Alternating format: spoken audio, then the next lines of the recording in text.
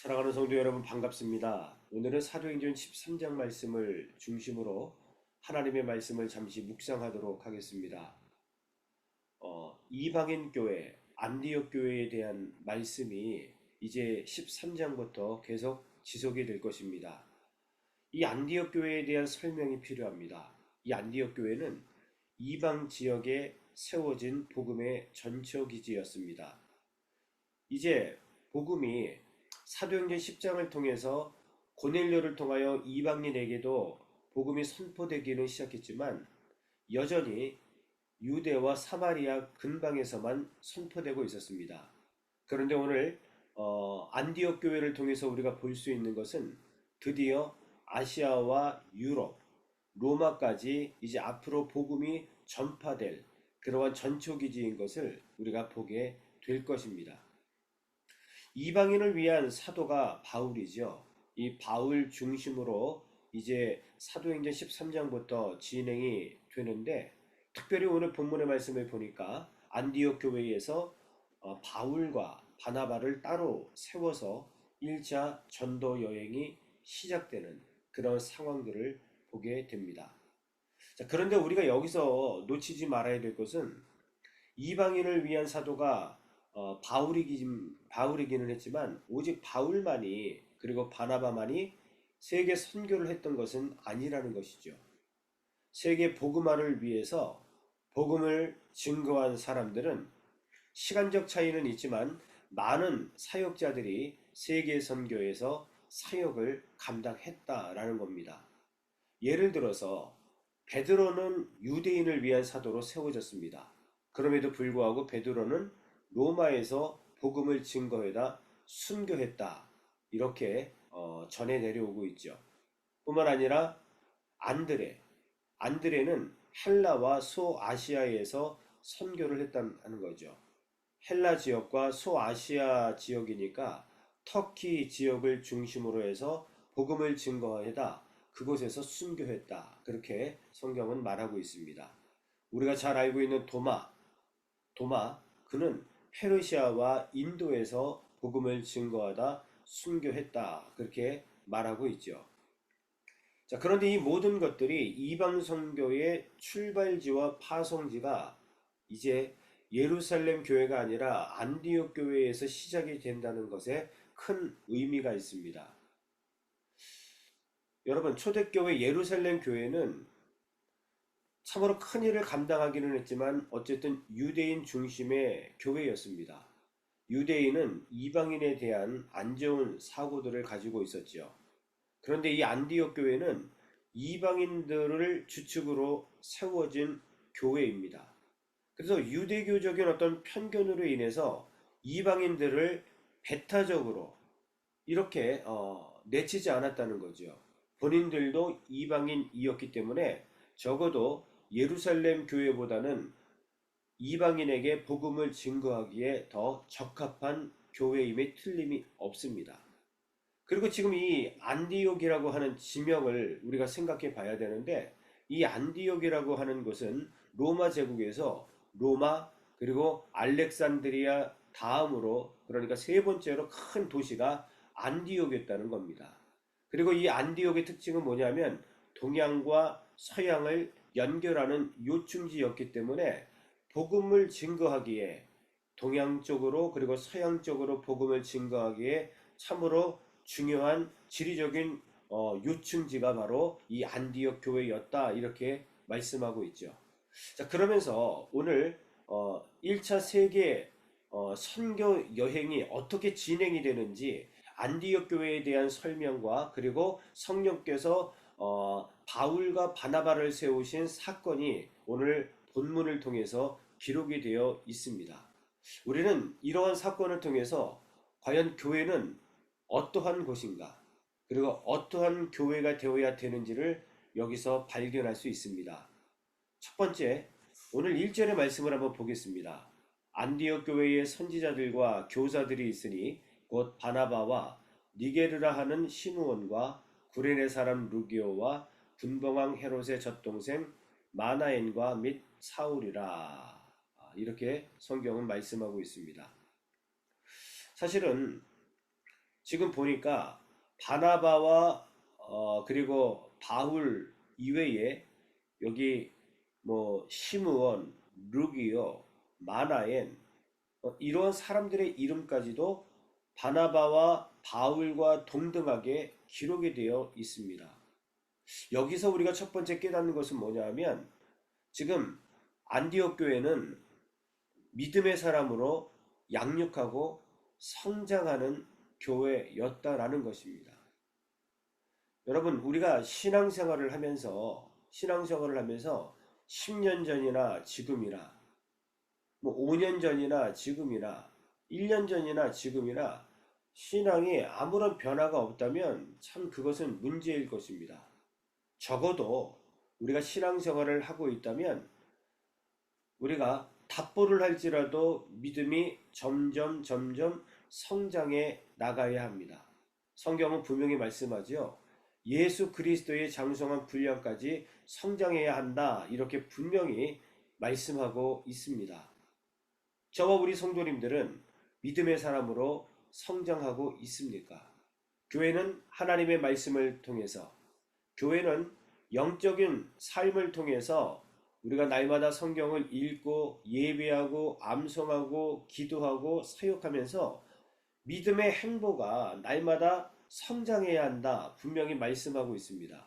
그런데 지금 이 안디옥 교회는 적어도 바나바와 바울은 참으로 믿음이 든든한 사람임에 틀림이 없지만 그 외의 사람들도 함께 성장해 나가는 든든한 교회가 되었음을 보면서 적어도 교회는 이렇게 우리가 성장하는 믿음의 사람으로 성장하는 공동체여야 된다는 것이지요.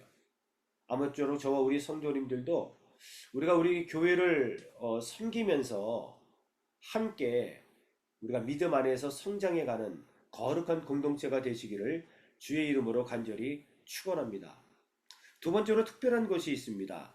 1절 말씀을 보니까 바나바, 사울은 우리가 잘 알고 있죠.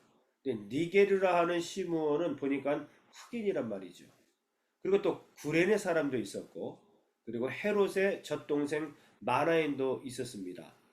서로 다른 사람들이 많이 있었습니다. 그러니까 다양한 계층이 있었다는 것이죠. 그런데 다양한 계층이 복음으로 지금 하나가 되어서 오직 선교에 집중하고 있는 모습을 보게 됩니다. 영혼 구원을 위해서 지금 합력하고 있는 모습을 보게 됩니다. 여기서 우리는 두 번째, 교회는 서로 다름을 인정하는 공동체여야 됩니다. 다양한 계층이 있다 할지라도 영혼 구원을 위해서 우리가 복음으로 하나 되는 공동체여야 되는 겁니다. 서로 다르게 생기고 다른 삶을 살아왔지만 예수 그리스도 안에서 하나가 되어 영혼을 살리는 일에 함께 합력하여 선을 이루는 공동체가 진정한 교회, 이렇게 볼 수 있는 겁니다. 자, 세 번째, 이러한 사람들이 2절에 보니까 주를 섬겨서 금식했다, 이렇게 성경은 말씀하고 있습니다. 주를 섬겨, 이 섬기다라고 하는 헬라어는 레이투르게오, 이런 단어입니다. 이것은 공적인 일꾼이 되다, 이런 뜻이 있거든요. 자, 이들은 일꾼이 되기 위해서 금식한 겁니다. 우리가 잘 알고 있는 바리새인들의 금식, 그들은 왜 금식을 했습니까? 자신의 종교적인 어떤 공과를 쌓기 위해서 그들은 금식을 했습니다. 외식하기 위해서 금식을 했습니다. 그런데 적어도 오늘 안디옥 교회에 하나님께서 세우신 사람들은 주를 섬기기 위해서 금식했다, 이렇게 이야기합니다. 이건 뭐냐 하면 자신을 하나님께 드리기 위해, 자신을 하나님께 헌신하기 위해서 금식하면서 기도하는 공동체였다라고 말씀하고 있습니다. 여러분, 우리가 세워나가야 될 교회는 이렇게 각 성도들이 하나님께 헌신하는 공동체로 세워져야 한다는 겁니다. 교회를 든든히 세우기 위해서 목회자뿐만 아니라 함께하는 우리 성도님들 한 분 한 분이 하나님께 헌신하는 공동체가 될 때에 그 교회는 믿음으로 성장할 수 있다, 분명히 말씀하고 있습니다. 뿐만 아니라 네 번째, 이 안디옥 교회에는 주를 섬겨 금식할 때에 성령이 역사했다. 그러므로 바울과 바나바를 따로 세워서 선교사로 세우는 지금 모습이 잡히고 있는데, 교회에는 여러분 성령의 역사가 있어야 한다는 겁니다. 교회에는 성령께서 주도하시는 놀라운 은혜가 있어야 된다는 겁니다. 교회의 모든 것이 갖추어졌습니다. 건물도 있고 내부적으로도 부족함이 없고 많은 성도의 수가 교회에 있다 할지라도 그곳에 성령의 역사가 없다면 여러분, 그것이 진정한 교회이겠습니까? 교회는 크든 작든 성령께서 정말 그 교회를 주도적으로 이끌어 가셔야 되는 겁니다. 성령의 역사가 날마다 나타나는 것이 교회여야 된다는 사실이지요. 그러므로 우리는 교회를 위해서 기도할 때에 성령 충만한 교회가 되게 해달라고, 우리 목사님을 위해서 기도할 때에도 우리 목사님이 성령 충만한 목회자가 될 수 있도록, 우리 성도님들 각자가 성령의 충만함을 경험할 수 있도록 성령 충만을 위해서 기도해야 할 이유가 여기에 있는 것이지요. 성령께서 이렇게 역사하실 때에 결국 우리는 복음에 집중할 수밖에 없는 겁니다. 선교에 집중할 수밖에 없는 겁니다. 이것이 바로 교회의 사명입니다. 때를 얻든지 못 얻든지 한 영혼도 멸망받지 않고 오직 그 영혼이 주께로 돌아올 수 있기를 소망하면서 복음의 전초기지가 되어 복음을 증거하는 교회 공동체가 되어야 된다는 겁니다. 우리 교회는 정말 복음을 위한 교회입니까? 우리 교회는 강단에서부터 복음이 흘러 넘쳐 흐르는 교회입니까? 물된 동산처럼 복음의 역사가 있는 교회입니까? 그런 교회가 되어야 됩니다. 그런 복음을 위한 사역을 감당해야 합니다. 영혼 구원을 위해서 고민하고 영혼 구원을 위해서 기도하며 영혼 구원을 위해서 우리가 함께 합력하여 우리가 선을 이룰 때에 그 교회야말로 정말 안디옥 교회처럼 날마다 하나님의 뜻을 선포하는 교회가 될 수 있을 것입니다. 아무쪼록 이런 교회가 될 수 있도록, 영적인 안디옥 교회가 될 수 있도록 우리 교회를 위해서 함께 합력하고 함께 금식하며 함께 기도하는 성도들이 다 되시기를 주의 이름으로 간절히 축원합니다. 기도하겠습니다. 하나님 감사합니다. 오늘 이방인 선교를 위해 특별히 세우신 안디옥 교회의 말씀을 통해서 참으로 우리 교회의 모델이 과연 어떠한 교회여야 되는지를 다시 한번 깨닫게 도와주시니 참으로 감사를 드립니다. 안디옥 교회처럼 전능하신 아버지 하나님, 우리 교회 공동체가 모든 성도님들이 믿음 안에서 성장하는 교회가 될 수 있도록 도와 주옵소서. 서로 다양한 모습을 가지고 있지만 다름을 인정하고 복음으로 하나가 되는 믿음의 공동체가 되게 하여 주옵소서. 우리가 사역을 하되 하나님 앞에 목회자로부터 모든 성도가 헌신을 결단하며 영혼 구원을 위하여 함께 사역하는 믿음의 공동체가 될 수 있도록 도와 주옵소서. 성령 충만한 공동체가 되어서 성령께서 주도적으로 인도해 갈 뿐만 아니라 성령께서 원하시는 영혼 구원을 위하여 날마다 기도하며 날마다 복음을 증거하는 믿음의 공동체가 될 수 있도록 주께서 우리 공동체를 축복하여 주옵소서. 예수 그리스도의 이름으로 간절히 기도 올리옵나이다. 아멘.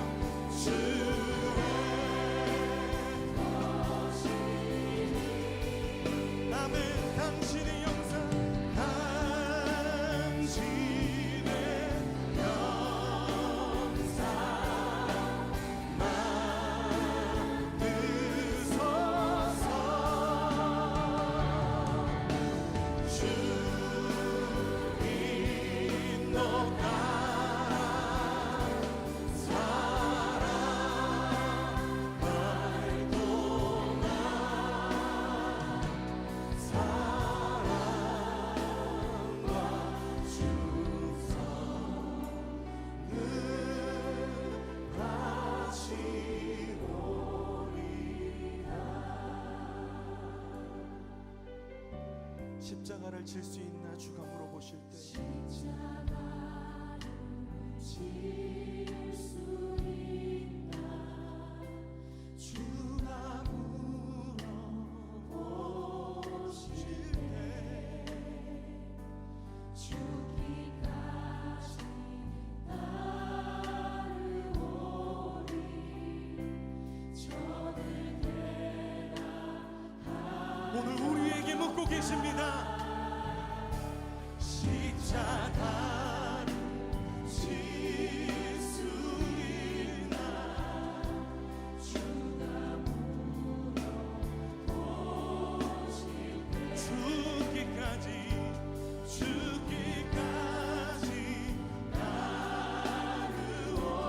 따르오리 저들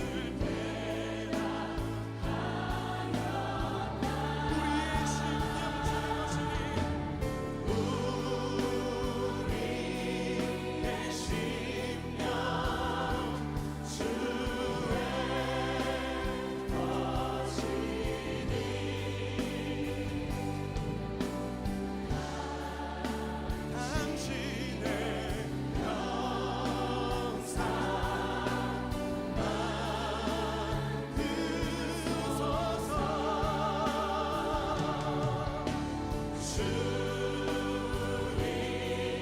나랑 살아갈 동안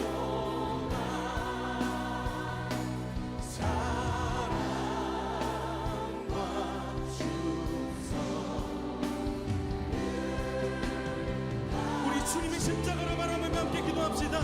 죽기까지 순종하신 십자가의 그 길 이제 우리에게 맡겨주신 십자가를 지고 주님을 따르겠습니다. 넘어지고 실패하는 것 같아 보여도 주님께서 보이신 생명의 길을 우리가 따르겠습니다. 우리 함께 결단하며 기도합시다. 주여 하나님 우리를 위하여 택하신 주님의 방법 우리를 위하여 택하신 주님의 길 우리를 위하여 택하신 주님의 길 놀라우신 그 십자가의 길 우리가 따르는 것이 세상의 길이 아니라 아버지가 주신 그 길 이 말씀을 따라 죽음까지도 두려워하지 않으시고 그 뜻을 이루시며 그 길을 가신 아버지의 뜻을 예수 그리스도의 그 십자가의 길을 그 놀라운 길을 우리가 따라가길 원합니다. 이 땅 가운데 십자가의 은혜를 입은 우리가 그 십자가의 은혜로 부르심받은 우리가 하나님 그 은혜로 제자로 부르심받은 우리가 그것으로 우리의 삶을 고백하고 그것으로 우리의 삶을 증명하며 그것으로 하나님께 영광을 돌리며 하나님 그렇게 살아갈 때 하나님의 역사가 하나님의 영광이 우리를 통하여 이루어지는 것을 이 땅의 행복하심을 우리가 보게 하여 주시옵소서.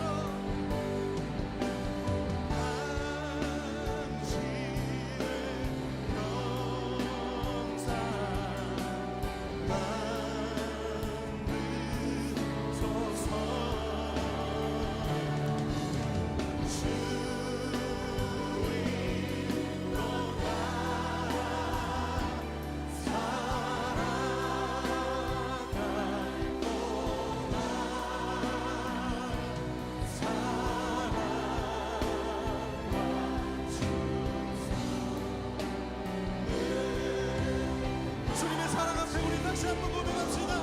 우리의 심령주의 거신이 우리의 심령 주의 거신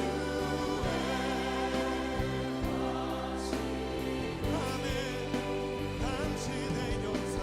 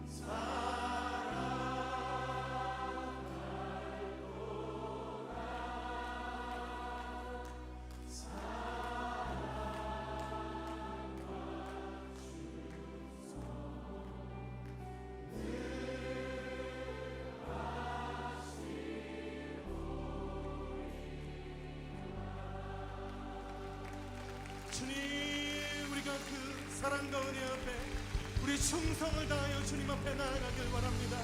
우리가 주님 앞에 우리의 삶을 맡겨드리길 바랍니다. 하나님, 우리가 주님의 걸어가신 그 십자가의 길을 따르길 바랍니다. 주님, 우리의 삶을 인도하여 주시옵소서. 하나님, 우리의 삶을 통하여 주님 영광 받아 주시옵소서.